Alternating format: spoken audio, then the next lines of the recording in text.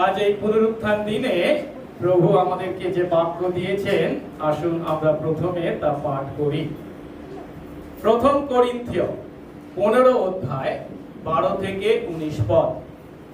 করিন্থীয় মণ্ডলীর প্রতি প্রেরিত পৌলের প্রথম পত্রে 15 অধ্যায় 12 থেকে 19 পদ। প্রভু তার বাক্যে বলেন, ভালো, খ্রিস্ট যখন এই বলিয়া প্রচারিত হইতেছেন যে তিনি মৃতগণের মধ্য হইতে উত্থাপিত হইয়াছেন, তখন তোমাদের মধ্যে কেহ কেহ কেমন করিয়া বলিতেছ যে মৃতদের পুনরুত্থান নাই। মৃতগণের পুনরুত্থান যদি না হয়, তবে খ্রিস্ট তো উত্থাপিত হন নাই। আর খ্রিস্ট যদি উত্থাপিত না হইয়া থাকেন, তাহা হইলে তো আমাদের প্রচারও বৃথা, তোমাদের বিশ্বাসও বৃথা। আবার আমরা যে ঈশ্বরের সম্বন্ধে মিথ্যা সাক্ষী, ইহাই প্রকাশ পাইতেছে। কারণ আমরা ঈশ্বরের বিষয়ে এই সাক্ষ্য দিয়াছি যে তিনি খ্রিস্টকে উত্থাপন করিয়াছেন। কিন্তু যদি মৃতগণের উত্থাপন না হয়, তাহা হইলে তো তিনি তাকে উত্থাপন করেন নাই। কেননা মৃতগণের উত্থাপন যদি না হয়, তবে খ্রিস্ট উত্থাপিত হন নাই। আর খ্রিস্ট যদি উত্থাপিত না হইয়া থাকেন, তাহা হইলে তোমাদের বিশ্বাস অলীক, এখনো তোমরা আপন আপন পাপে রহিয়াছ। সুতরাং যারা খ্রিস্টে নিদ্রাগত হইয়াছে, তাহারাও বিনষ্ট হইয়াছে। শুধু এই জীবনে যদি খ্রিস্টের প্রত্যাশা করিয়া থাকি, তবে আমরা সকল মনুষ্যের মধ্যে অধিক দুর্ভাগা। আমেন। প্রার্থনা করি। পবিত্র মঙ্গলময় স্বর্গস্থ পিতা, তোমার ধন্যবাদ, তোমার প্রশংসা ও গৌরব করি। তোমার অপার অনুগ্রহে তোমার কতিপয় দাস দাসী আজ আমরা তোমার চরণতলে মিলিত হয়েছি। প্রভু, তুমি আমাদেরকে নিয়ে এসেছো এমন একটি দিন, যে দিনকে প্রভু গো আমরা তোমার পুনরুত্থানের দিন হিসাবে স্মরণ করি বা পালন করি। হ্যাঁ, এমনই একটি দিনে তুমি যে তোমার সন্তান আমাদের পাপের জন্য মরেছিলে, কবর প্রাপ্ত হয়েছিলে, কিন্তু মৃত্যুর পক্ষে তা অসম্ভব ছিল তোমাকে ধরে রাখা। আর তাই তুমি মৃত্যুকে জয় করে পুনরুত্থিত হয়েছিলে। আজ যখন আমরা তোমার সেই পুনরুত্থানকে স্মরণ করছি প্রভু গো, বিশ্বাসী বলে যারা আমরা নিজেদের পরিচয় দিই, যদি আমরা সত্যি বাইবেলের শিক্ষা অনুসারে খ্রিস্ট বিশ্বাসী হয়ে থাকি, মানুষের চিন্তায়, জ্ঞানে, বুদ্ধিতে যে পুনরুত্থানকে আপেক্ষিক অর্থে অসম্ভব বলে মনে হয়, তুমি আমাদেরকে আশীর্বাদ করো। যদি আমরা বাইবেলের শিক্ষা অনুসারে খ্রিস্ট বিশ্বাসী হয়ে থাকি, তোমার পুনরুত্থানকে আমরা শুধু বিশ্বাস নয়, মানি এবং নিশ্চয়তায় জীবন যাপন করি। আর কেবল তুমি যে পুনরুত্থিত হয়েছো তা নয়, আমরা প্রত্যেকে যে পুনরুত্থিত হতে চলেছি তোমার সেই দ্বিতীয় আগমনে, সে বিষয়ে যেন সুনিশ্চিত হই তুমি আশীর্বাদ করো। আজ যখন তোমার সেই বাক্য থেকে তোমার সেই পুনরুত্থানকে আমরা উপলব্ধি করতে চলেছি, প্রভু, তোমার সেই পুনরুত্থানের বিষয়ে যদি এখনো কোনো আমাদের সন্দেহ বা সংকোচ থেকে থাকে, তা থেকে তুমি আমাদেরকে মুক্ত করো। তোমার আত্মা দ্বারা তুমি যদি সেই বিশ্বাস এবং সাহস ও শক্তি না যোগাও প্রভু গো, আমরা নিজেদের ক্ষমতায় সেই সন্দেহকে দূর করতে পারি না।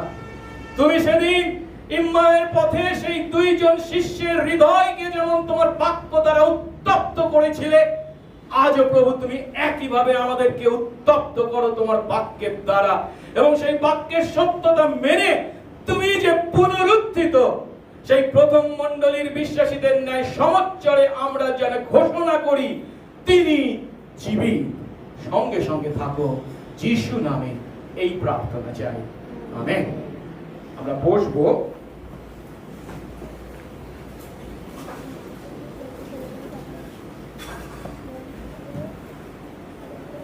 আজ আমরা মৃত্যু থেকে জীবিত তথা পুনরুত্থিত যীশু খ্রিস্টের সেই পুনরুত্থানকে স্মরণ করছি। এখন যীশু খ্রিস্টের এই পুনরুত্থান হলো এমন একটি বিষয় বা ঘটনা যা জগতের মানুষের পক্ষে উপলব্ধি করা, চিন্তা করা, বিশ্বাস করা খুবই কঠিন। কিন্তু আমি যখন জগতের মানুষের কথা বলছি, পাশাপাশি এমন অনেক খ্রিস্ট বিশ্বাসীও আছেন যারা নিজেদেরকে খ্রিস্ট বিশ্বাসী তথা খ্রিস্টিয়ান বলে পরিচয় দেন, কিন্তু যিশু যে মৃত্যুকে জয় করে পুনরুত্থিত হয়েছিলেন এর ঐতিহাসিক সত্যতাকে স্বীকার করতে, মেনে নিতে তারা সংকোচ বোধ করে।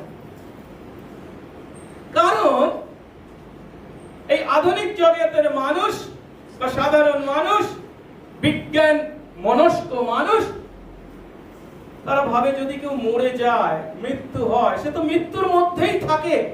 মৃত্যুকে জয় করে পুনরুত্থিত হওয়া, এটা কি সম্ভব? অসম্ভব।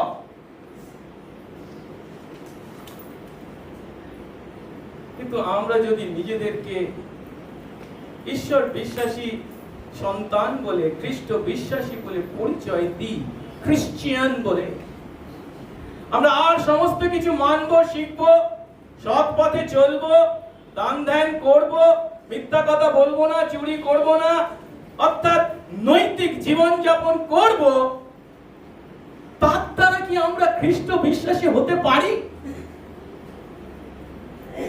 তাহলে আর 5টা ধর্মের সঙ্গে খ্রিস্ট ধর্মের কোনো পার্থক্য থাকবে না। আর 5টা ধর্ম একইভাবে নৈতিক শিক্ষা দেয়, কিন্তু খ্রিস্ট ধর্মে বিশ্বাসী যদি আমরা হয়ে থাকি, তার বিভিন্ন মৌলিক সত্যের মধ্যে একটি সত্য হলো যা আর 5টা ধর্ম থেকে খ্রিস্ট ধর্মকে পৃথক করেছে, তা হলো যীশু খ্রিস্ট মৃত্যুকে জয় করে পুনরুত্থিত হয়েছে। তিনি যদি পুনরুত্থিত না হতেন,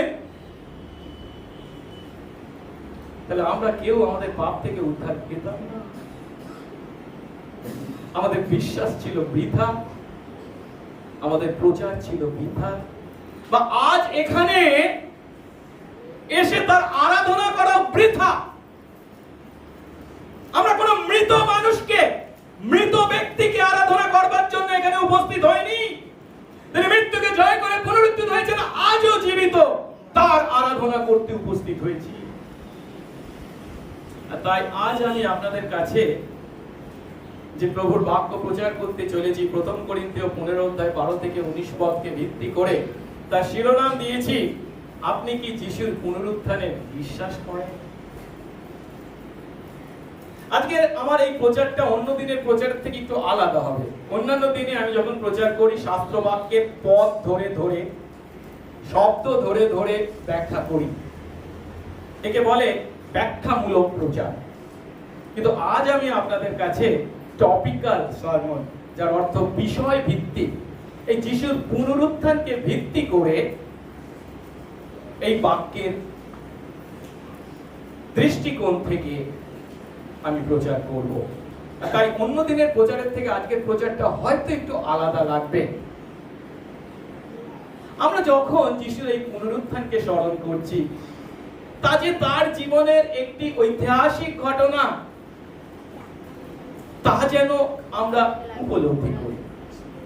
আর এই যিশুর জীবনকে যখন আমরা ভালো করে দেখি, তখন আমরা তার জীবনের দুটো দিককে খুব স্পষ্ট দেখতে পাই। কোন দুটো দিক? বলা হয় তার জীবনের দুটি দশা বা স্টেট। কি কি? একটা হচ্ছে অবনমন, আরেকটা হচ্ছে মহিমায়ন, হিউমিলিয়েশন এন্ড এক্সলটেশন। অবনমন কথার অর্থ কি? তিনি ঈশ্বর হয়েও নিজেকে কতখানি নম্র করেছিলেন, নত করেছিলেন, নিচু করেছিলেন, অবনত করেছিলেন। কিসের মাধ্যমে? 4টি বিষয়কে আমরা তার মধ্যে রাখি। প্রথমটি হচ্ছে তার দেহায়ন, ইনকারনেশন, যার অর্থ কি?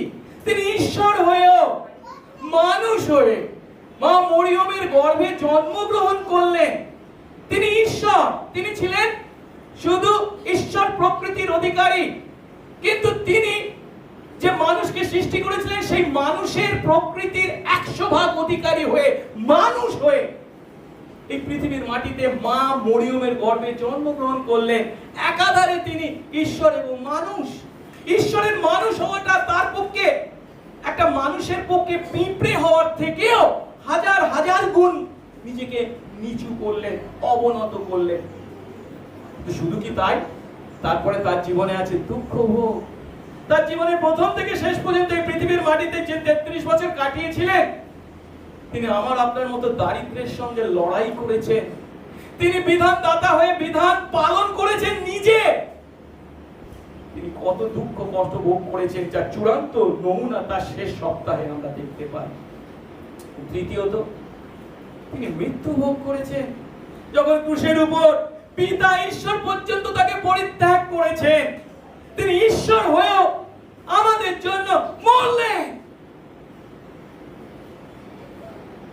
তৃতীয় চতুর্থত, তার সেই শরীরকে কবরস্থ করা হয়েছিল, যে কবরের মধ্যে মৃত্যুর অধীন তিনি 3 দিন ছিলেন। এগুলি হলো তার অবনমন বা হিউমিলিয়েশন। কিন্তু একই সঙ্গে আমরা তার জীবনে এক্সাল্টেশন বা মহিমায়নকে দেখতে পাই। সেখানে কি কি দেখতে পাই?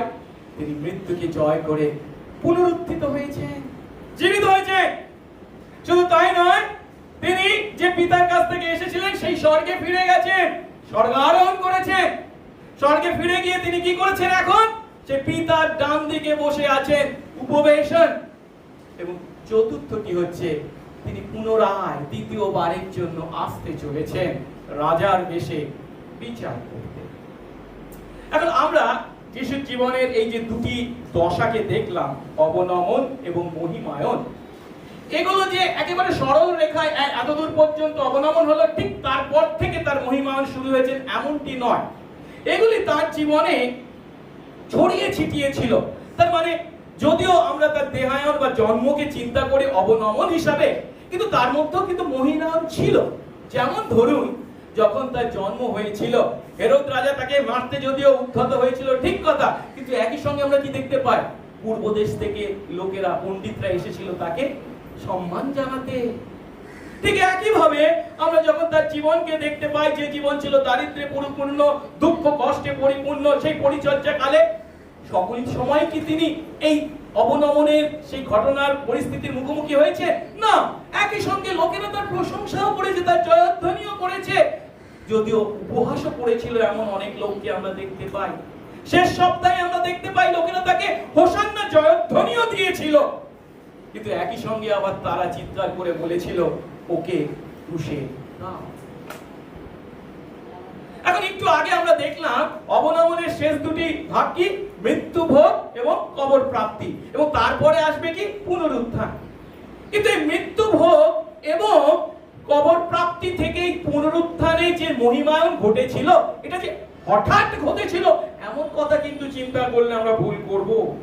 কারণ তিনি যখন ক্রুশে ছিলেন, কবর দেওয়া হয়নি, কিন্তু ক্রুশ থেকে নামিয়ে তাকে যখন কবর দেওয়া হচ্ছে, তার মধ্যেও কিন্তু আমরা মহিমায়নকে দেখতে পাই।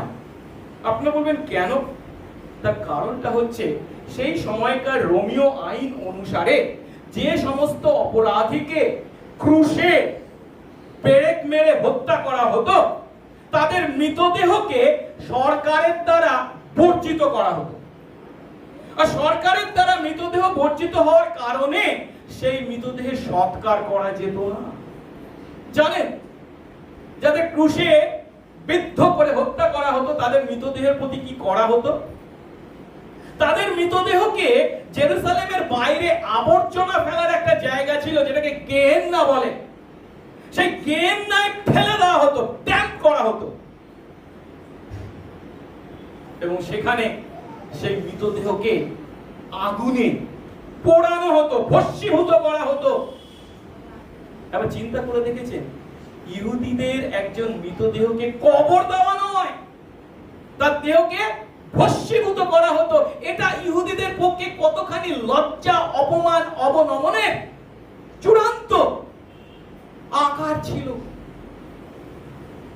ইহুদি পরম্পরা অনুসারে কোন মৃতদেহের প্রতি শেষ সম্মান বা শ্রদ্ধা জানানোর উপায় ছিল কি, যদি তাকে কবর দেওয়া হয়। আর এই কবর দেওয়ার অর্থ কি ছিল, সে পিতৃপুরুষদের সঙ্গে মিলিত হতো, তার যারা আগে মারা গেছে তাদের সঙ্গে কবর দানের মাধ্যমে। আর কবর দান থেকে কাউকে বঞ্চিত করা মানে হচ্ছে তাকে মারাত্মকভাবে অসম্মান জানানো, অশ্রদ্ধা জানানো, তার অবনমন করা। আরো জানেন এই গেহেন্নায় কি ঘটতো?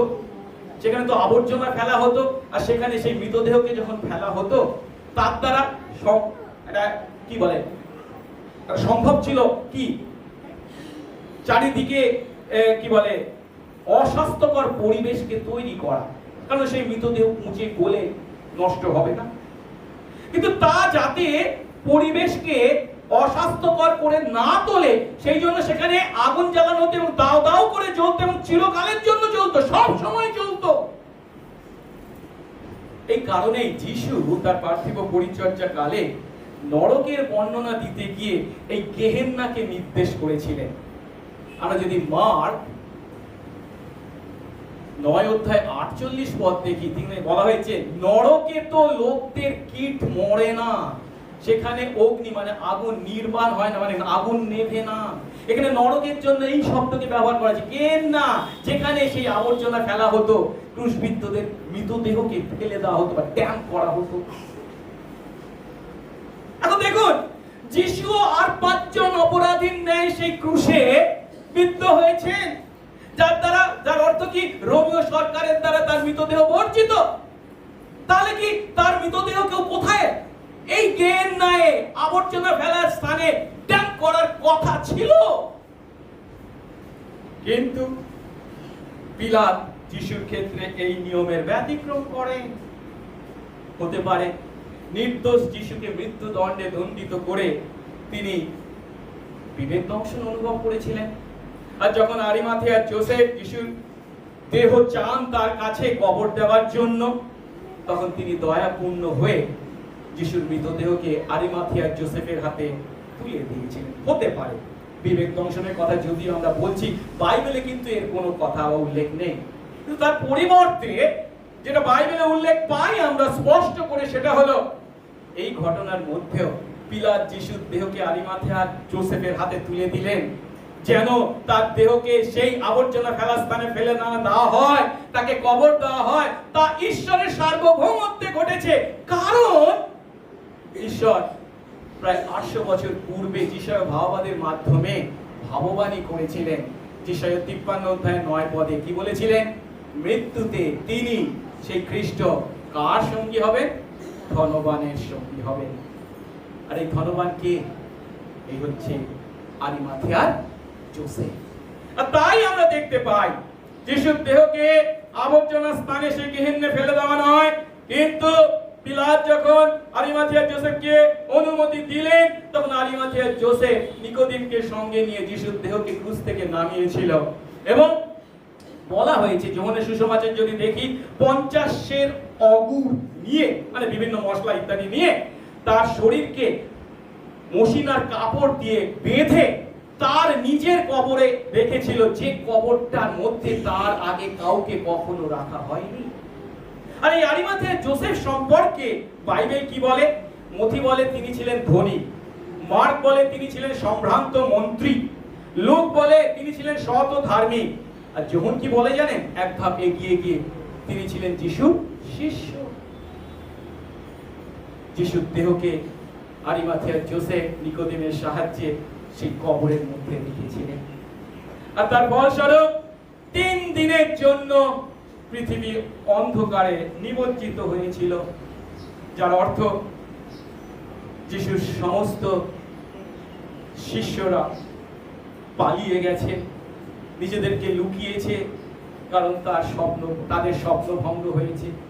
অন্যদিকে সেই সমস্ত স্ত্রীলোক যারা গালিল থেকে তাকে অনুসরণ করে জেরুসালেম পর্যন্ত এসেছিল এবং তার ক্রুশের নিচে পর্যন্ত উপস্থিত ছিল, তারা যদিও অনেক কান্না কেঁদেছিল ঠিক কথা, কিন্তু তার মৃতদেহে সুগন্ধি দ্রব্য লাগাবার যে ইচ্ছা তাদের ছিল তা তারা পূর্ণ করতে পারেনি।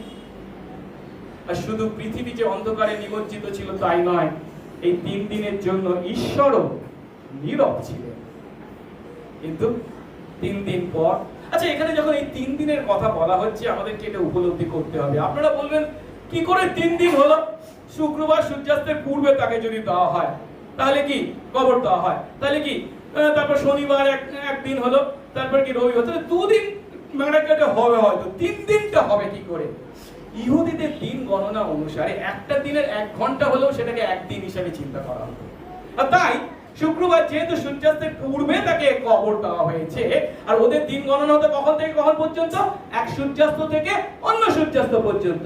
শুক্রবার সূর্যাস্তের পূর্বে যেহেতু তাকে কবর দেওয়া হয়েছে সেটা একদিন, এবার শুক্রবারের সূর্যাস্ত থেকে শনিবারের সূর্যাস্ত পর্যন্ত আরেক দিন, আর তারপরে শনিবারের সূর্যাস্ত থেকে রবিবারের সকাল পর্যন্ত বা ভোর পর্যন্ত হচ্ছে আরেক দিন। তাই 3 দিনের কথা বলা হয়েছে। আর 3 দিন পরে ঈশ্বর হুঙ্কার করে উঠলেন, যার অর্থ তিনি তার মহাজাগতিক ক্ষমতায় মহা ভূমিকম্পের দ্বারা কবরের মুখ থেকে সেই পাথরকে সরিয়ে দিলেন।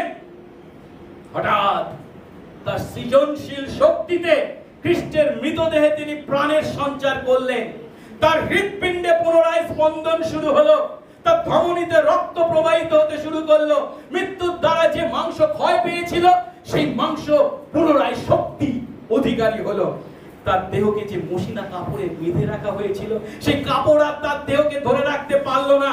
তিনি তার পায়ে ভর দিয়ে দাঁড়ালেন এবং কবর থেকে বাইরে বেরিয়ে আসলেন। আপনারা বলবেন আপনি তো সাধারণত এমন সুন্দর ভাষায় ব্যাখ্যা করেন না, কেন করলেন? তার কারণটা হচ্ছে আমাদের মধ্যে একটা ভুল ধারণা আছে এই পুনরুত্থান সম্পর্কে। অনেকে ভাবে হ্যাঁ যিশু পুনরুত্থান হয়েছিল, তার আত্মার পুনরুত্থান হয়েছিল। দেহের পুনরুত্থান সম্পর্কে অনেকের প্রশ্ন থাকে। না, তার আত্মার পুনরুত্থানের প্রয়োজন নেই। তিনি তো ক্রুশের উপর যখন মরেছেন তখন শেষ বাণীতে কি বলেছিলেন? তোমার আত্মা তোমার হাতে পিতার কাছে কি করেছেন? সমর্পণ করেছেন। তার যে দেহকে কবরস্থ করা হয়েছিল, মানুষের চিন্তায় যে দেহ মরে গেলে পচে গেলে নষ্ট হয়ে গন্ধ হয়ে যায়, সেই দেহ পুনরুত্থিত হয়েছে। তার হৃৎপিণ্ডে স্পন্দন হয়েছে, তার ধমনীতে পুনরায় রক্তের সঞ্চালন হয়েছে, তার মাংস পেশি পুনরায় শক্তির অধিকারী হয়েছে, তার পায়ে তিনি উঠে দাঁড়িয়েছেন এবং সেই কবর থেকে বাইরে বেরিয়ে এসেছেন। তার শারীরিক পুনরুত্থান। তার ফলস্বরূপ কি ঘটলো? পৌল বিশ্বাসী আমাদের জীবনে তার সেই দ্বিতীয় আগমনের দিনে যে সত্য স্থাপিত হবে বা প্রতিষ্ঠিত হবে তা তার জীবনে সেদিন প্রতিষ্ঠিত হলো। কি? তিনি এই ক্ষয়নীয়কে অক্ষয়তায় পরিহিত করলেন, তিনি মর্ত্যকে অমরতা পরিহিত করলেন, মৃত্যু জয়ে কবলিত হলো। শুধু কি তাই? আমরা পুরাতন নিয়মে একজন ব্যক্তিকে দেখতে পাই, প্রভু যাকে ভক্ত, দাস এবং ধার্মিক বলে বর্ণনা করেছেন, ইয়োব। তিনি কিন্তু একটি প্রশ্ন রেখেছিলেন, মানুষ কি মরে পুনরায় জীবিত হবে? এখানে ইতিহাসের এই সন্ধিক্ষণে চিরকালের জন্য একবারে ইয়োবের সেই প্রশ্নের উত্তর দেওয়া হলো, যার অর্থ মানব জাতির ইতিহাসের সেই সন্ধিক্ষণে তাদের সমস্ত দুর্দশা মহিমায় রূপান্তরিত হলো। হ্যাঁ, যিশু মৃত্যুকে জয় করে পুনরুত্থিত হয়েছেন, জীবিত হয়েছেন। আর তাই এর পর থেকে প্রথম মণ্ডলীর বিশ্বাসীরা একে অন্যকে এই বলে সম্বোধন করেছে, কি? যিশু জীবিত, হি ইজ রিজেন। তিনি মৃত্যুকে জয় করেছেন। কিন্তু যিশুর এই পুনরুত্থানকে অনেকে বিশ্বাস করে না, আর তারা তার এই পুনরুত্থানকে কি বলে? পুনরুত্থানে অবিশ্বাসীরা বলে পুনরুত্থান হলো একটা প্রতীক, আসলে সত্যিকারের নয়, এটা হচ্ছে একটা প্রতীক। কিংবা পুনরুত্থান হচ্ছে একটা সুন্দর আশা। আশা মানে কি? আমরা আশা করতে পারি যে তিনি মৃত্যুকে জয় করে পুনরুত্থিত হয়েছিলেন, আমাদেরও পুনরুত্থান হবে। আবার কেউ কেউ বলেন কি জানেন? পুনরুত্থান হলো চাপের মধ্যে একটা সাহস বা উৎসাহ। চাপের মধ্যে তার অর্থ কি? চাপের মধ্যে অর্থ হচ্ছে এই জীবন যা আজকে আমরা যাপন করছি, আমরা সকলেই জানি এই জীবন আমি চিরকাল যাপন করতে পারবো না, একদিনে শেষ হবে, মানে মৃত্যুতেই এর পরিণাম ঘটবে, মৃত্যুই হচ্ছে এর শেষ কথা। তবুও আমরা কি আশা করতে পারি না মৃত্যুর পরে কিছু আছে, হ্যাঁ জীবিত হতে পারি বা পুনরুত্থিত হতে পারি, এই আশায় এই চাপের মধ্যে একটা সাহস বা উৎসাহ লাভ করবার জন্য আমরা আঁকড়ে ধরে আছি। আসলে সেটা সত্য নয়, আমরা জানি যে এর কোনো অর্থ নেই, তবুও এই কঠিন পরিস্থিতির মধ্যে আশার আলো হিসাবে আমরা কল্পনা করছি মাত্র। কিন্তু এই কথাটা কাদের কথা? পুনরুত্থানে যারা অবিশ্বাস করে। কিন্তু নতুন নিয়ম কি বলে জানেন? নতুন নিয়ম ঠিক এর বিপরীত কথা বলে।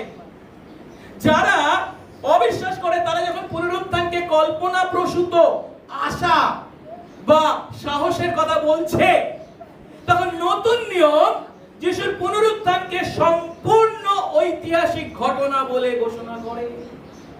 আর তাই প্রথম মণ্ডলী বা প্রারম্ভিক মণ্ডলীতে বিশ্বাসীদেরকে আমরা যখন দেখি, তারা চাপের মধ্যে বাধ্য হয়ে এই পুনরুত্থানকে আঁকড়ে ধরেছিল, তাতে বিশ্বাস করেছিল এমনটি নয়, তারা বাস্তবকে বিশ্বাস করত, বাস্তবকে আঁকড়ে ধরেছিল।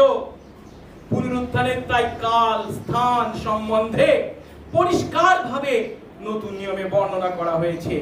আর তাই খ্রিস্ট ধর্মে টিকে থাকা বা পতন নির্ভর করে এই যিশুর পুনরুত্থানের ঐতিহাসিক সত্যের উপর। কারা তা বিশ্বাস করে? খ্রিস্ট বিশ্বাসীরা। আচ্ছা একটা প্রশ্ন করি, খ্রিস্ট বিশ্বাসী কে? কাকে খ্রিস্ট বিশ্বাসী বলা হয়? সাধারণভাবে আমরা বললাম যে যারা খ্রিস্টকে বিশ্বাস করে, খ্রিস্টকে অনুসরণ করে, খ্রাইস্ট থেকে খ্রিস্টিয়ান এসেছে যেহেতু, হ্যাঁ ঠিক কথা। কিন্তু আমি দেখছিলাম একটা অভিধানে, যেটা হচ্ছে উইজডম লাইব্রেরি, সেখানে খ্রিস্ট বিশ্বাসীর সংজ্ঞা দেওয়া হয়েছে কি জানেন? খ্রিস্ট বিশ্বাসী হলো সভ্য ব্যক্তি, সিভিলাইজড পারসন। আর সিভিলাইজড বা সভ্য মানে কি? শিক্ষিত, সংস্কৃতিবান, মার্জিত ব্যক্তি। এখন একজন পুনরুত্থানকে অস্বীকার করেও কিন্তু সভ্য মানুষ হতে পারে, সভ্য ব্যক্তি হতে পারে, সে শিক্ষিত, সংস্কৃতিবান বা মার্জিত হতে পারে। কিন্তু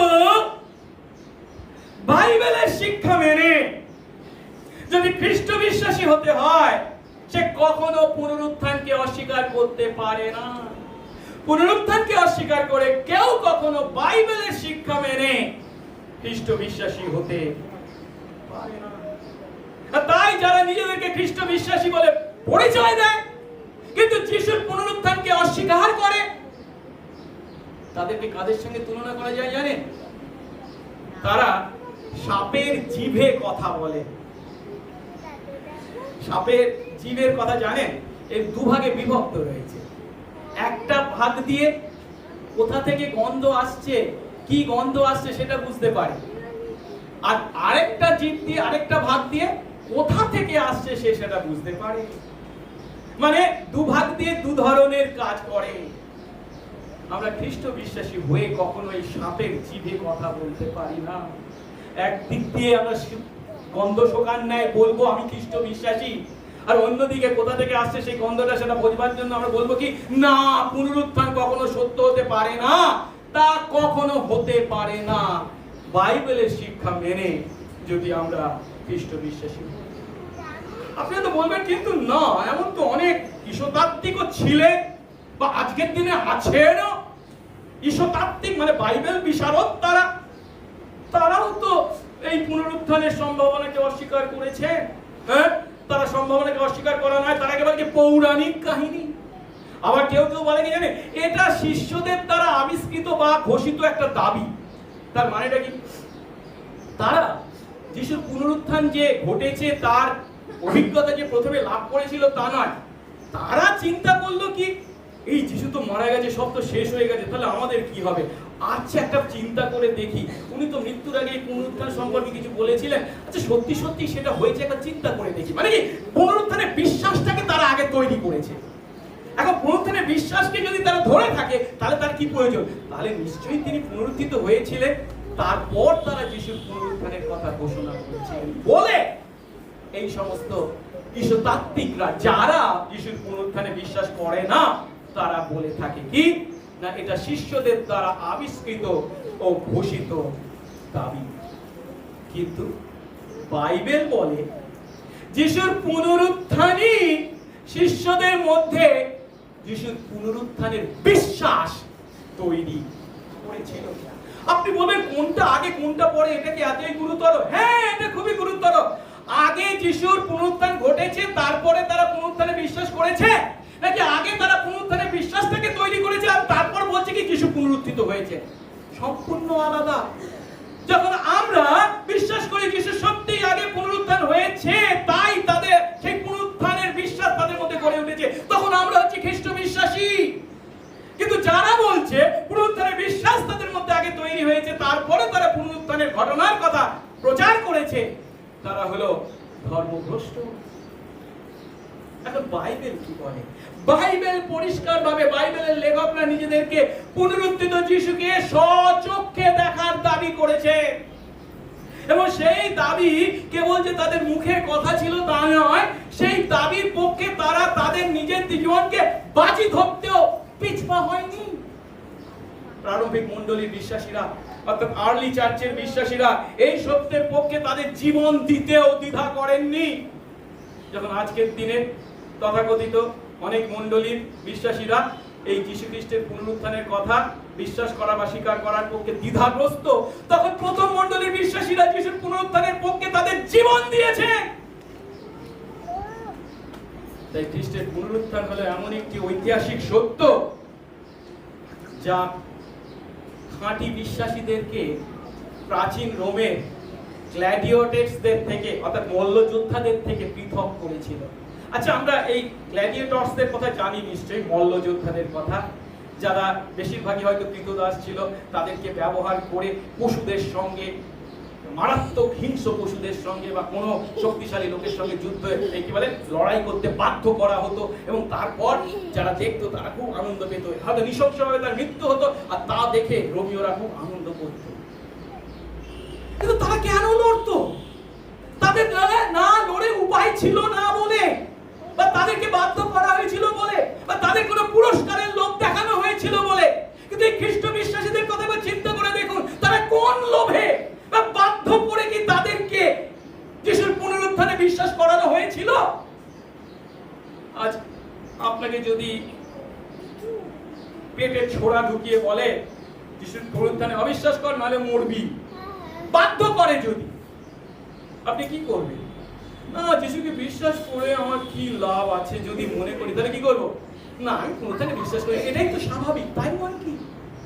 কিন্তু খ্রিস্ট বিশ্বাসীরা বাধ্য হয়েও নয়, অন্যদিকে কিছু পুরস্কার লাভের জন্য নয়, জগতের পুরস্কার, তারা মৃত্যু ভোগ করেছে, এবং তাদের সেই মৃত্যু ছিল মল্লযোদ্ধাদের মৃত্যু থেকে সম্পূর্ণ পৃথক।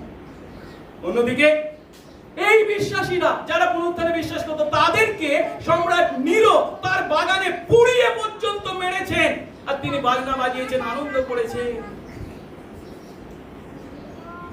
তাই যিশুর পুনরুত্থান হলো এমন একটি মৌলিক মতবাদ যার সঙ্গে খ্রিস্ট বিশ্বাসের মূল বা শিকড় জড়িয়ে আছে।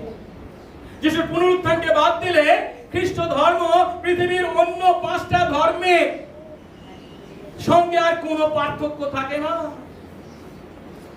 যেগুলি হলো মানুষের মামুলি বুদ্ধি জ্ঞান দিয়ে তৈরি। তা কেবল আমাদের নৈতিক ইন্দ্রিয়কে সুরসুরি দেয়। তাই যে খ্রিস্ট ধর্ম পুনরুত্থানকে অস্বীকার করে তার নিশ্চিত পরিণতি কি, তা আজকে শাস্ত্রাংশে পৌল আমাদের কাছে বর্ণনা করেছে। একটু আগে আমরা পাঠ করেছি প্রথম করিন্থীয় 15 অধ্যায় 13 থেকে 19 পদ। যদি দেখি, 6টি বিষয়কে তিনি নির্দেশ করেছেন। যিশু খ্রিস্ট যদি পুনরুত্থিত না হয়ে থাকে, 14 পদে বলছেন আমাদের প্রচার বৃথা। মানে কি, আমরা তো কি প্রচার করছি? আমাদের প্রচারের মূল কি বিষয়? যিশু মরেছেন আমাদের পাপের জন্য, তিনি পুনরুত্থিত হয়েছেন, কিন্তু প্রচার কি মিথ্যা, বৃথা। আর তোমরা যারা বিশ্বাস করছো যিশু যদি পুনরুত্থিত না হয়ে থাকে, তোমাদের বিশ্বাস বৃথা। আর আমরা যারা প্রচার করছি, কি প্রচার করছি? মিথ্যা কথা। তিনি পুনরুত্থিত হননি, তবু তার পুনরুত্থানের কথা বলছে। আমরা বিশ্বাস সাক্ষী। আর তিনি যদি পাপ থেকে, মৃত্যুকে জয় করে পুনরুত্থিত না হয়ে থাকেন, তাহলে কি তিনি আমাদের পাপের প্রায়শ্চিত্ত করতে পারেননি? তার মানে কি এখনো আমরা পাপে আছি? আর শুধু আমরা নয়, আমাদের পূর্বে যারা ছিলেন, যারা মারা গেছেন, যিশুতে বিশ্বাস করতেন, তারাও কি পাপে মারা গেছে, মানে কি বিনষ্ট হয়েছে। আর এই দিক থেকে চিন্তা করতে গেলে এই পৃথিবীর মধ্যে 8-5টা মানুষের মধ্যে খ্রিস্ট বিশ্বাসে আমরাই হলাম কি সব থেকে দুর্ভাগা। কেন? এই যিশুকে বিশ্বাস করার কারণে আমরা কি আশা করি? এই পৃথিবীর মাটিতে আমাদের দুঃখ আসুক, কষ্ট আসুক, যন্ত্রণা আসুক, আমরা কি সকলে মোকাবেলা করি। আর 5টা মানুষ যখন জগতের তালে তাল মিলিয়ে সেই মিথ্যা বা সেই পাপ পূর্ণ জীবনের দ্বারা তাদের সুখ ভোগ করে চলেছে, বিশেষ আমরা কি তা করতে পারি? করতে পারি না। এইভাবে নিজেকে কষ্ট দিচ্ছি, আর কি মৃত্যুর পর যদি কিছুই না পাই, তাহলে কি আমাদের মতো দুর্ভাগা বেচারা আর কি কেউ আছে? এখন যারা পুনরুত্থানের এই বিশ্বাসকে অস্বীকার করে, পৌল তাদের বিরুদ্ধে যখন এই 6টি পরিণতিকে বর্ণনা করেছেন, যে যিশুকে যদি আমরা পুনরুত্থিত হননি বলি, তার অর্থ কি? সহজ কথায়, পুনরুত্থান হলো খ্রিস্ট ধর্মের অপরিহার্য শর্ত। অর্থাৎ খ্রিস্ট ধর্মের সার বস্তু এই পুনরুত্থানকে বাদ দিয়ে কখনো হতে পারে না। কিন্তু যিশুর এই পুনরুত্থান, এই পুনরুত্থানের মতবাদকে ভিত্তি করে পুনরুত্থানের বিশ্বাস যে গড়ে উঠেছে তা নয়, কিংবা পুনরুত্থানের বিষয় বিকল্প আর কিছু হতে পারে না, ভয়ঙ্কর হবে, তাই এই পুনরুত্থানের বিশ্বাস তৈরি হয়েছিল তাও নয়। কিংবা পুনরুত্থানকে যদি আমরা অস্বীকার করি, তাহলে আমাদের জীবন আশাহীন, অসহ্য হয়ে উঠবে, তাও নয়। পরিবর্তে পুনরুত্থানের বিশ্বাসের যে দাবি, কোন কল্পনাকে ভিত্তি করে তা তৈরি হয়নি। এই পুনরুত্থানের বিশ্বাস সত্যকে ভিত্তি করে গড়ে উঠেছে। পুনঃমণ্ডলীর বিশ্বাসীরা বা তার শিষ্যরা যে পুনরুত্থিত যিশুকে বিশ্বাস করেছে, কেন? তারা তাকে তাদের নিজের চোখে দেখেছিলেন। তারা সেই পুনরুত্থিত যিশুর সঙ্গে কথা বলেছিলেন, তারা সেই পুনরুত্থিত যিশুর সঙ্গে খাবার খেয়েছিলেন। আর যিশুর এই পুনরুত্থানের ঘটনা পৃথিবীর কোন একটা কোণে লুকিয়ে ঘটেছিল তা নয়, সর্বসমক্ষে ঘটেছিল। আমরা তো মর্মনদের সেই জোসেফ স্মিথের কথা বলতে পারি, সে অনেক কিছু প্রকাশ দেখবার দাবি করে থাকে, কিন্তু কেউ জানে না কোথায় কি দেখেছিল। সেরকম নয়, সর্বসাধারণের চোখের সামনে তা ঘটেছে। সরকারিভাবে শিষ্যদের দ্বারা তার সেই মৃত্যু এবং পুনরুত্থানের রেকর্ড করা হয়েছে। শুধু তাই নয়, প্রথম করিন্থীয়তে বলা হচ্ছে কি তিনি একবার 500-রও বেশি মানুষকে দেখা দিয়েছিলেন। তার অর্থ কি? পুনরুত্থান হলো ঐতিহাসিক সত্য।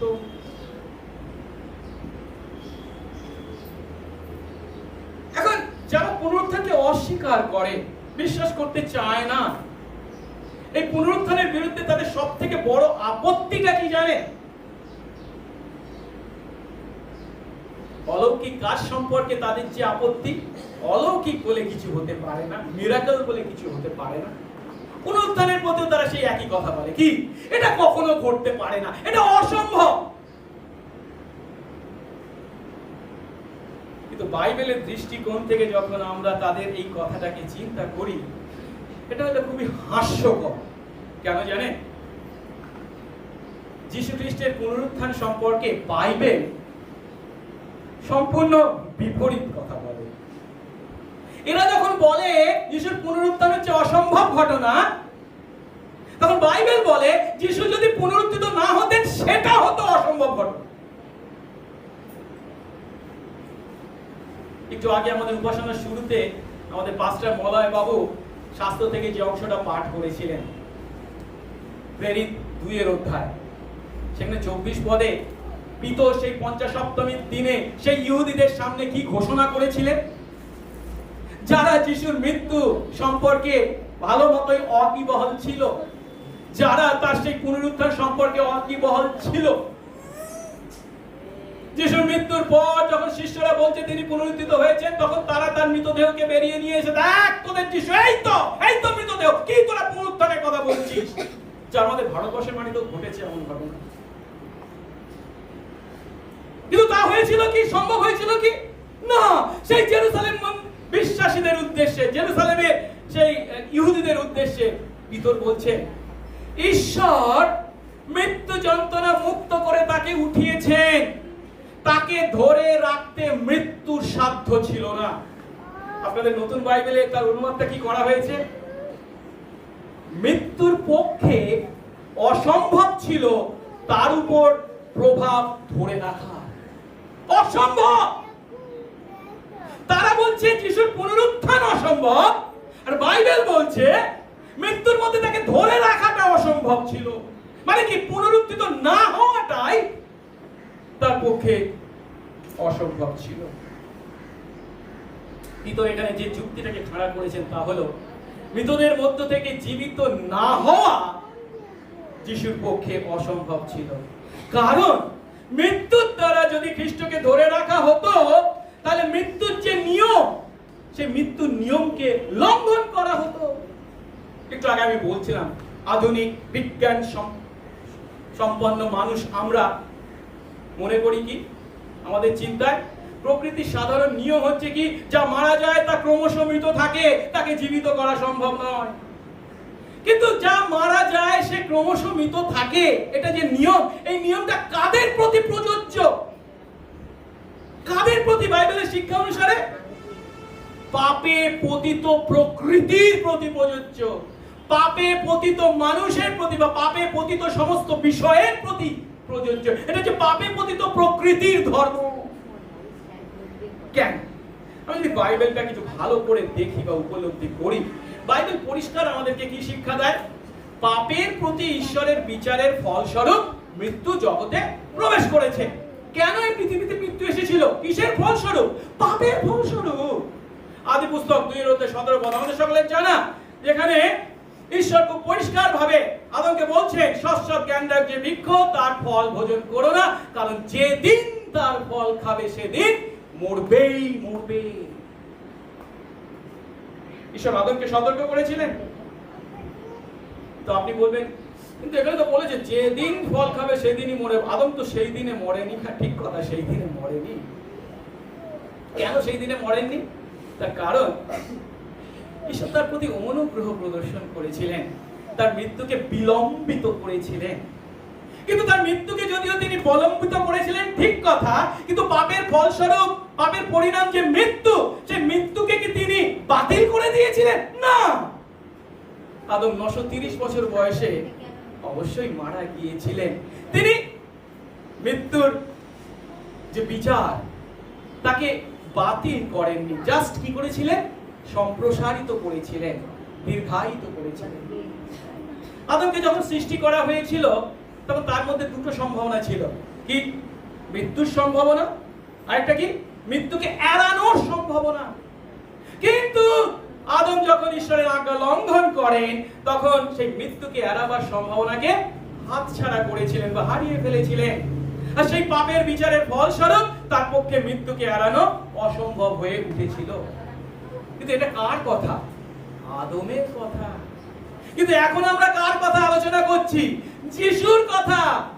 আদম আর যিশুর মধ্যে আকাশ পাতাল পার্থক্য। যিশু হলেন প্রথম আদম নন, দ্বিতীয় আদম। তিনি কেমন? নিষ্পাপ, নিষ্কলঙ্ক। তার মধ্যে ছিল না কোনো প্রাথমিক পাপ বা বাস্তব পাপ। তাই তার উপর মৃত্যুর কোনো ন্যায়সঙ্গত দাবি ছিল না। বুঝতে পারছি কি আমার কথা? মৃত্যুর দাবি কাদের উপর আছে? মৃত্যু কাদের উপর রাজত্ব করে? কার উপর? পাপের উপর, পাপীদের উপর। তিনি ছিলেন নিষ্পাপ, নিষ্কলঙ্ক, তাই মৃত্যুর তার উপরে কোনো দাবি ছিল না। তারপর রাজত্ব করতে পারে না, কর্তৃত্ব করতে পারে না, তিনি নিষ্পাপ, নিষ্কলঙ্ক। কিন্তু আপনি বলবেন, কিন্তু তো যিশু তো মরলেন। হ্যাঁ, তিনি মরেছেন, ঠিক কথা। তিনি যে শাস্তি ভোগ করেছিলেন সেটা তার পাপের, নিজের পাপের শাস্তি ছিল না, তা ছিল আমার আপনার, তার সন্তানদের পাপের শাস্তি। তার মানে কি জানেন? যিশু যখন ক্রুশে মরেন তখন আমার আপনার পাপ ঈশ্বর তার উপরে চাপান, আরোপ করেন, ইম্পিউট করেন। আর তা আমার আপনার পাপ তার উপরে চাপানোর ফলস্বরূপ তাকে মরতে হয়েছিল। কিন্তু যে মুহূর্তে তিনি মরেন, মানে কি সেই পাপের মূল্য চুকিয়ে দেন, পাপের মূল্য শোধ করেন, সেই মুহূর্তে কি তার উপরে যে পাপ চাপানো হয়েছিল তা কি করা হয়? তুলে নেওয়া হয়। এটা কার সঙ্গে তুলনা করবো? অনেক সময় আমাদের দেশে 144 জারি করা হয়, জানেন তো? 144 ধারা, 144 ধারা করলে কি ওই সময় আমরা ইচ্ছা মতো কাজ করতে পারি না। আমাদের কি ঘরের মধ্যে বাইরেও বেরোতে পারি না, বাইরে বেরোলো 2 বা 3 জন একসঙ্গে মিলিত হতে পারি না, ইত্যাদি ইত্যাদি। কিন্তু সেই 144 ধারা যখন তুলে নেওয়া হয় তখন কি আবার আমরা কি স্বাভাবিকভাবে একই জীবন যাপন করতে পারি? যিশুর উপরে এই পাপ যখন চাপানো হয়েছিল আমাদের, তখন যেন 144 ধারা হয়েছিল, আর তাই তার ফলস্বরূপ তিনি মরলেন। কিন্তু তার মৃত্যুর দ্বারা যখন পাপের সমস্ত শোধ, পাপের ঋণ শোধ করলেন, তখন আর 144 ধারা বজায় নেই, তুলে নেওয়া হয়েছে। আর তাই কি তার উপরে পাপের আর কোনো অধিকার ছিল না, মৃত্যুর আর কোনো অধিকার ছিল না, মৃত্যুর কোনো ক্ষমতা ছিল না। তার কাঁধ থেকে সেই আরোপ তুলে নেওয়া হয়েছিল, মৃত্যু তার উপরে ক্ষমতা হারিয়েছিল। তাই তার মৃত্যুতে একদিকে যখন তিনি আমাদের পাপের প্রায়শ্চিত্ত সাধন করেছেন, অন্যদিকে তিনি যে নিষ্পাপ নিষ্কলঙ্ক তা প্রমাণিত হয়েছে।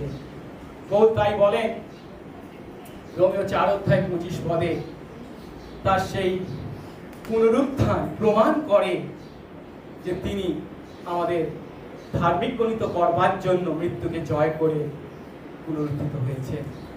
অন্যদিকে রোমীয় 1:4 বলে কি তিনি তার আপন পরাক্রমে মৃত্যুর উপর জয় করে তিনি যে ঈশ্বরের পুত্র, তিনি যে নিষ্পাপ নিষ্কলঙ্ক তা প্রমাণ করেন। আমি যে যুক্তিটা আপনাদের কাছে ধরলাম সেটা বুঝতে পেরেছেন নিশ্চয়ই, আশা করি। মৃত্যু কাদের উপর রাজত্ব করে, কর্তৃত্ব করে? পাপের। যিশু ছিলেন নিষ্পাপ নিষ্কলঙ্ক, তবু মরেছিলেন কেন? আমাদের পাপের জন্য। কেন? সেই সময় ঈশ্বর তার উপরে পাপ চাপিয়েছিলেন। কিন্তু যে মুহূর্তে তিনি পাপের শাস্তি ভোগ করলেন, মানে সেই পাপের ঋণ পরিশোধ করলেন, সেই মুহূর্তে আমাদের পাপ তার উপর থেকে তুলে নেওয়া হয়েছে, আর মৃত্যুর তার উপরে ক্ষমতা ছিল না। আর তাই যিশুর পুনরুত্থান হলো পৃথিবীর ইতিহাসে এক এবং অদ্বিতীয় ঘটনা। কেন আমি এই কথা বলছি? আপনি বলেন না আমরা তো লাশারকেও পুনরুত্থিত হতে দেখি। হ্যাঁ, আছে এমন ঘটনা, মৃতকেও যিশু জীবিত করেছিলেন। কিন্তু তাদের সেই পুনরুত্থিত হওয়ার সঙ্গে যিশুর পুনরুত্থানের পার্থক্যটা নিশ্চয়ই আমরা বুঝি। লাশার যদিও জীবিত হয়েছিলেন, তাকে কিন্তু আবার মরতে হয়েছিল। কিন্তু যিশুর পুনরুত্থান হলো তার অদ্বিতীয়তার একটা দিক, আর তা হলো তার পাপ শূন্যতার পক্ষে প্রমাণ, যাকে আমরা তার সমস্ত অদ্বিতীয়তার মধ্যে শ্রেষ্ঠ অদ্বিতীয়তা বলতে পারি।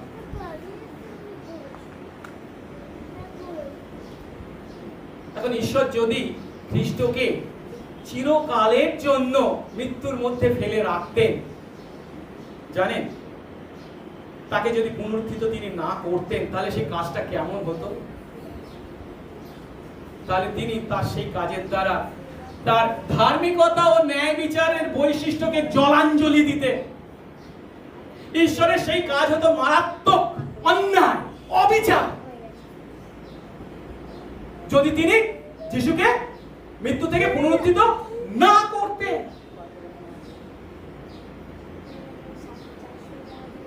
আমি কি বলতে চাইছি?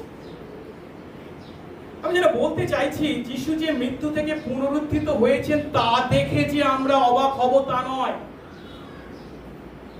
কিন্তু একটু আগে আমরা দেখলাম মৃত্যু থেকে তার পুনরুত্থিত হতে কতদিন সময় লেগেছিল? 3 দিন। যার অর্থ কি? ঈশ্বর যিশুকে 3 দিন মৃত্যুর অধীনে রেখেছিলেন। একদিক দিয়ে চিন্তা করতে গেলে এটা তিনি ঠিক করেননি। একদিক দিয়ে কেন বলছি এটা বোঝার চেষ্টা করুন। কারণ যে মুহূর্তে তিনি মরলেন, সেই মুহূর্তে কি পাপের দেনা শোধ করা হয়ে গেছে, পাপ আর তার উপরে চাপা নেই, পাপ তুলে নেওয়া হয়েছে, সেই মুহূর্তেই তার জীবিত হওয়া উচিত ছিল, কিন্তু সেই মুহূর্তে তিনি জীবিত হননি। 3 দিন পর তিনি জীবিত হচ্ছেন। 3 দিন ধরে তিনি মৃত্যুর অধীনে ছিলেন। কেন? পাপ তো তার উপরে নেই, তিনি তো পাপের অধিকার তার উপরে নেই, মৃত্যুর তার উপরে কোনো ক্ষমতা নেই, তার তো পুনরুত্থান অলরেডি হয়ে যাওয়ার কথা। তবু কেন 3 দিন থাকলে? কেন 3 দিন থাকলে? আমার আপনার জন্য। যিশু যদি সেই মুহূর্তে এই জীবিত হতেন বা পুনরুত্থিত হতেন, আমরা কি বলতাম? এই যিশু সত্যি সত্যি মরেননি, তো অজ্ঞান হয়ে পড়েছিলেন বা আধমরা হয়েছিলেন। তিনি যে সত্যিই মৃত্যুকে জয় করে পুনরুত্থিত হয়েছেন তা আমরা বিশ্বাস করতে পারতাম না, আমাদের কষ্ট হতো। তাই তিনি সেই মৃত্যুর কবলে যিশুকে 3 দিন রেখেছিলেন হয়তো। কিন্তু তার সঙ্গে আরো একটি কারণ নিশ্চয়ই আছে, আপনারা সকলেই জানেন, ওই ভগবানী। কেন? জোনার কথা বলা হয়েছে, জোনা যেমন মাছের পেটে 3 দিন ছিলেন, তাকেও থাকতে হতো। তাই তিনি মৃত্যুর কবলে বা মৃত্যুর অধীন 3 দিন ছিলেন। তাহলে আমরা কি শিখলাম? যিশু মৃত্যু থেকে পুনরুত্থিত হয়েছেন, এটা আমাদেরকে অবাক করে না, কিন্তু কি অবাক করে? তিনি মৃত্যুর অধীনে কদিন ছিলেন? 3 দিন ছিলেন। এতটা সময় ঈশ্বর তাকে মৃত্যুর অধীনে রেখেছিলেন। আর তাই খ্রিস্ট ধর্ম হলো পৃথিবীর আর 5টা ধর্ম থেকে সম্পূর্ণ আলাদা। পৃথিবীতে যত ধর্ম আছে তাদের মধ্যে যে সমস্ত প্রধান ঐতিহাসিক চরিত্রকে আমরা দেখতে পাই, তাদের সঙ্গে এখানে যিশুর সেই পার্থক্যটা খুব স্পষ্ট। আর সেটি কি? তারা যখন সকলেই মারা গেছে, মৃত্যুতে তাদের শেষ হয়েছে, যিশু মৃত্যুকে জয় করে পুনরুত্থিত হয়েছে।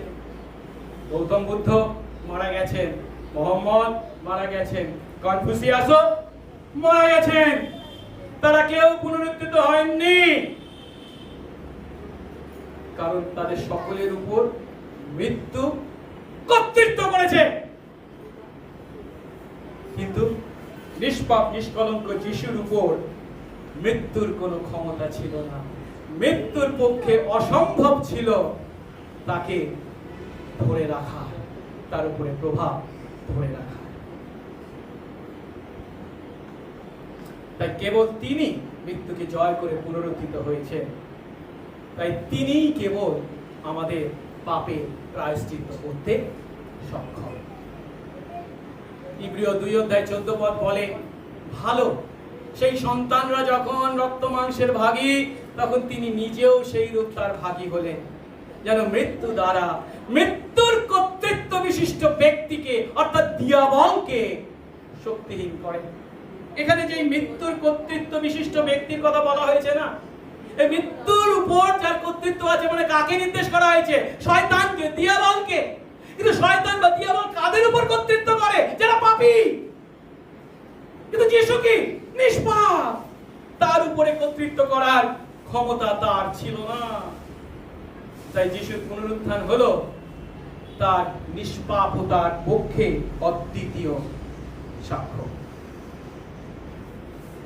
এত কিছু শোনার পরেও যদি যিশুর পুনরুত্থানে বিশ্বাস করতে আমাদের মনে কোনো সন্দেহ থাকে, তাহলে আমরা আমাদের পরিস্থিতিকে সেই ইম্মাউয়ের পথে হেঁটে যাওয়া 2 শিষ্যের সঙ্গে তুলনা করতে পারি। যে ঘটনার কথা আমরা লুক 24 অধ্যায় দেখতে পাই। যিশু যেদিন পুনরুত্থিত হন, এমনই একটি রবিবার বিকালের দিকে 2 জন শিষ্য জেরুসালেম থেকে এম্মাউয়ের উদ্দেশ্যে এগিয়ে চলেছিল হাঁটতে হাঁটতে। তাদের একজনের নাম ছিল ক্লিওপা, আরেকজনের নাম বলা হয়নি। তারা যখন সেই এম্মাউয়ের গ্রামের উদ্দেশ্যে হেঁটে চলেছিলেন, তখন পুনরুত্থিত যিশু হঠাৎ তাদের সঙ্গে উপস্থিত হন। তারা কিন্তু চিনতে পারেননি যিশুকে। আর 2 জন জেরুসালেমে সম্প্রতি যে ঘটনা ঘটেছে, অর্থাৎ যিশু মারা গেছেন, কবরপ্রাপ্ত হয়েছে এবং কিছু স্ত্রীলোক বলছে যে তিনি পুনরুত্থিত হয়েছেন, এই সমস্ত কথা নিয়ে আলোচনা করছিল। আর যিশু যেন, হ্যাঁ কি বলছো তোমরা, আমি তো শুনতে চাই, আমাকে ভালো করে বলো তো। যখন জিজ্ঞাসা করেছে, তখন তারা সেই স্ত্রীলোকদের কথা বলছেন এবং এমন ভাবে বলছেন মনোভাবে, এটা হতে পারে না, মানে তারাও বিশ্বাস করতে পারেনি। তখন যিশু কি করেছিলেন জানে? তখন তিনি তাদের বললেন, হে অবোধেরা, অবোধ মানে জানি বোকার দল কোথাকার, ভাববাদীরা যে সমস্ত কথা বলেছেন সেই সকলে বিশ্বাস করবে, শিথিল চিত্তেরা, মানে ভাববাদীর পূর্ণতার পক্ষে তোমরা বিশ্বাস করো না, অবিশ্বাসীর দল। খ্রিস্টের কি আবশ্যক ছিল না যে এই সমস্ত দুঃখ ভোগ করেন এবং আপন প্রতাপে প্রবেশ করেন? পরে তিনি মসি থেকে ও সমুদয় ভাববাদী থেকে আরম্ভ করে সমুদয় শাস্ত্রে তার নিজের বিষয়ে যে সকল কথা আছে তা তাদের বুঝিয়ে দিলেন। অর্থাৎ কি, তিনি যে দুঃখ ভোগ করবেন এবং আপন প্রতাপে প্রবেশ করবেন, তিনি যে পুনরুত্থিত হবেন, এটা আবশ্যক ছিল, ইট মাস্ট বি ডান। এবং তা পুরাতন নিয়মের পাতায় পাতায় প্রভু পরিষ্কার ভাবে বর্ণনা করেছেন। আর তিনি তাদের কাছে যা যখন ব্যাখ্যা করেছিলেন, তারপর কি ঘটেছিল? সেই রাতে তাদের দুজনের চোখ খুলে গিয়েছিল, তারা যিশুকে চিনতে পেরেছিল, হ্যাঁ যিশু পুনরুত্থিত। আর তাকে বর্ণনা করতে গিয়ে লুক এইভাবে বর্ণনা করেছেন, তখন তারা পরস্পর বললেন, পথের মধ্যে তিনি যখন আমাদের সঙ্গে কথা বলছিলেন, আমাদের কাছে শাস্ত্রের অর্থ খুলে দিচ্ছিলেন, তখন আমাদের অন্তরে আমাদের চিত্ত কি উত্তপ্ত, জ্বলন্ত হয়ে উঠছিল না? তিনি যখন তার কথা আমাদের হৃদয়ে বলে, তার সেই বাক্য দ্বারা আমাদের হৃদয়কে উত্তপ্ত করে, তখন পুনরুত্থানে বিশ্বাস করতে আমাদের কোনো সংকোচ থাকে না, কোনো সন্দেহ। আর তাই প্রার্থনা করি, সেদিন প্রভু ইম্মাউয়ের পথে এই দুই শিষ্যর জীবনে যে কাজ করেছিলেন, তার হৃদয়কে, তাদের হৃদয়কে যেমন উত্তপ্ত করেছিলেন, প্রভু যেন আজও একইভাবে তার সেই বাক্য দ্বারা আমাদের হৃদয়কে উত্তপ্ত করে, জ্বলন্ত করে, যেন খ্রিস্ট বিশ্বাসী আমরা সন্দেহ পোষণকারী বা সংশয়বাদী না হই। তার পরিবর্তে খ্রিস্ট বিশ্বাসী আমরা যেন যিশুর পুনরুত্থানের নিশ্চয়তায় জ্বলন্ত বা উত্তপ্ত হৃদয়ে অধিকারী হই। আসুন প্রার্থনা। পবিত্র মঙ্গলময় স্বর্গস্থ পিতা, তোমার ধন্যবাদ করি প্রভু। জগতের মানুষ বলে কেউ যখন মারা যায় সে মৃত্যুর মধ্যেই থাকে, মৃত্যু থেকে আবার জীবিত হওয়া অসম্ভব। হ্যাঁ, সে কথা সত্য তাদের জন্য যাদের উপর মৃত্যুর ক্ষমতা আছে, কর্তৃত্ব আছে। আর মৃত্যুর কর্তৃত্ব বা ক্ষমতা আছে কেবল তাদের উপর যারা পাপী। কিন্তু যিশু, তুমি ছিলে নিষ্পাপ, নিষ্কলঙ্ক, তার উপরে মৃত্যুর, তোমার উপরে মৃত্যুর ক্ষমতা বা কর্তৃত্ব ছিল সেই সময়টুকু পর্যন্ত, যতক্ষণ পর্যন্ত তুমি তোমার পিতার দ্বারা তোমার কাঁধের উপর তোমার সন্তানদের পাপ বহন করেছিলে।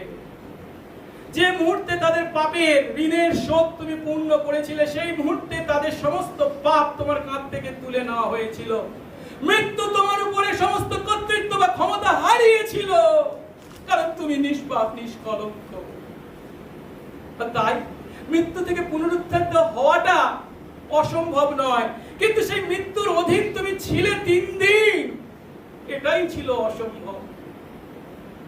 তাও তুমি ছিলে আমাদের অবিশ্বাসকে দূর করবার জন্য। তুমি যে সত্যি পুনরুত্থিত হয়েছিলে তাতে যেন আমরা বিশ্বাস করি, একই সঙ্গে ভাববাণী পূর্ণতার লক্ষ্যে। আজ যখন এই সত্যের মুখোমুখি হয়েছি আমরা, তবুও যদি আমাদের মনে কোনো সংকোচ থাকে, সন্দেহ থাকে তোমার পুনরুত্থান সম্বন্ধে, প্রভু গো, তুমি তোমার আত্মা দ্বারা, তোমার সেই বাক্য দ্বারা আমাদের হৃদয়কে উত্তপ্ত করো, যেন খ্রিস্ট বিশ্বাসী বলে পরিচয় দেব আর তোমার পুনরুত্থানে অবিশ্বাসের কথা বলবো, এমন দুমুখ সাপ যেন আমরা না হই।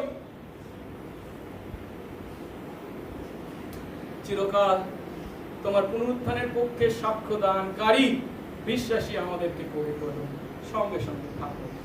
যিশু নামে এই প্রার্থনা চাই।